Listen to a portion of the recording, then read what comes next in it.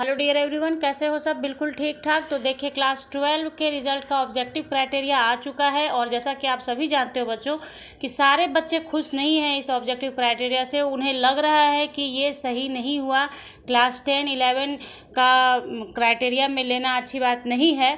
तो देखिए, वीडियो थोड़ी सी 2-3 मिनट की होगी, इसलिए पूरी बात को ध्यान से सुनिएगा बच्चे कि क्या रीज़न दिया है। सीबीएसई से ये कहा गया कि बच्चे क्रिटिसाइज़ कर रहे हैं और लगातार बच्चे कर रहे हैं क्रिटिसाइज़ कर रहे हैं, तो आपने ऐसा क्राइटेरिया क्यों लिया, उस पर क्या रीज़न दिया है सीबीएसई ने, ध्यान से समझिए उसे। उन्होंने कहा कि क्लास 10 और 11 का मार्क्स इसलिए लेना पड़ा कि क्लास 12 का जितना भी इंटरनल असेसमेंट हुआ है वो सारे स्कूल ने किया है, सीबीएसई ने उसमें कुछ भी नहीं किया है। सीबीएसई की तरफ से उसमें कोई कुछ नहीं किया गया है। तो जो भी उसमें मार्क्स होगा, जो भी रिजल्ट होगा, वो स्कूल बेसिस होगा। Okay, clear. उसके बाद बारी आती है क्लास 11 की। तो क्लास 11 को इसलिए इंक्लूड किया गया है 30% मार्क्स के लिए, क्योंकि आपका जो क्लास 10 है और 11 है, दोनों में बहुत डिफरेंस हो जाता है। क्लास 10 तक आप सारे सब्जेक्ट को पढ़ते हैं, जैसे ही आप 11th में आते हैं तो आपका क्या हो जाता है, स्ट्रीम अलग अलग हो जाता है। साइंस वाले का अलग हो जाता है, आर्ट्स कॉमर्स हो जाता है। तो उन्होंने 11th को भी ले लिया अपने ये में। साइंस वाले के लिए 11th का साइंस का इंक्लूड हो जाएगा। ध्यान से समझिए बात को।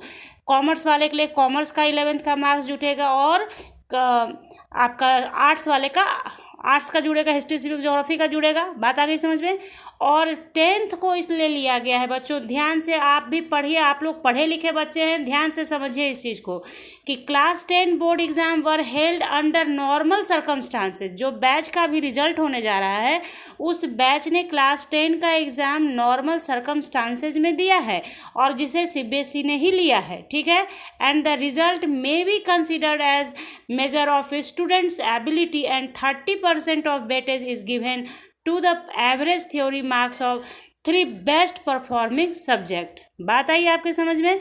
क्यों सीबीएसई ने रीज़न आपको बताया कि 3 सब्जेक्ट, ये यहाँ पे 3 30 और 40 लेने का रीज़न क्या है।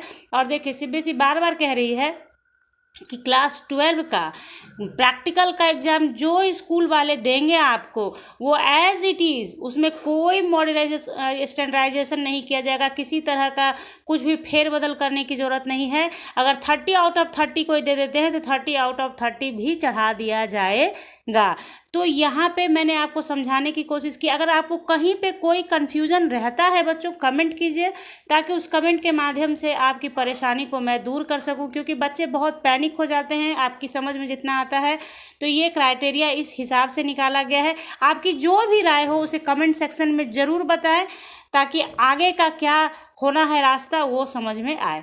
तो आप बने रहें साथ में। नेक्स्ट अपडेट के लिए मिलते हैं आपसे नेक्स्ट अपडेट में।